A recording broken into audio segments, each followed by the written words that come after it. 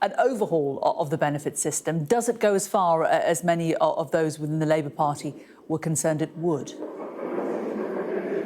Well, I think what we have seen today is that in some areas that... Sorry, I've got a cough. I think what we have seen today is some rowing back in some areas, Jane, and I think that is because this is something that we've been expecting for months. But as you know, over the past week, there was a backlash from Labour MPs, including some Labour cabinet ministers. And I think what we've seen today is a bit of softening around the edges. You mentioned at the top there some of the changes, particularly around universal credit. That was one section. That was the Work and Pensions Secretary Liz Kendall. The way that she described that aspect of it was getting rid of perverse incentives that are kind of baked into the benefit system that trap people in worklessness. So that was a big part of what she was announcing today. But look, the thing that we really had our eye on, because this was the issue that was causing a lot of tension among the Labour Party and has delayed this announcement, is the personal independence payment. And what we see is, first of all, no means testing in future. I think there were some concerns that that could change.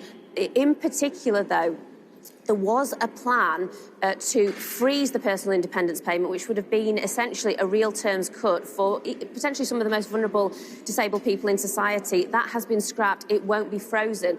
But quite clearly, the assessment criteria is going to change fundamentally. Liz Kendall said that far too many people are claiming PIP, around 1,000 new claimants every single day. She wants to see that number come down. She talked about raising the criteria so that people have to score 4 points. That basically just means raising the bar to claim certain aspects of PIP. What she said was that this whole package will save around £5 billion. I think there has been pressure from the Treasury, from Rachel Reeves, to save money, and that is part of this announcement, although the government has been making the case for many months now, saying there's also a moral imperative to make these changes. She will be happy, though, with the extra £1 billion in spending for personalised support to get people back into work. That's the other side of this announcement, making cuts in some areas, but also investing in getting people back to work. That's the big overarching theme to the announcement we've seen today.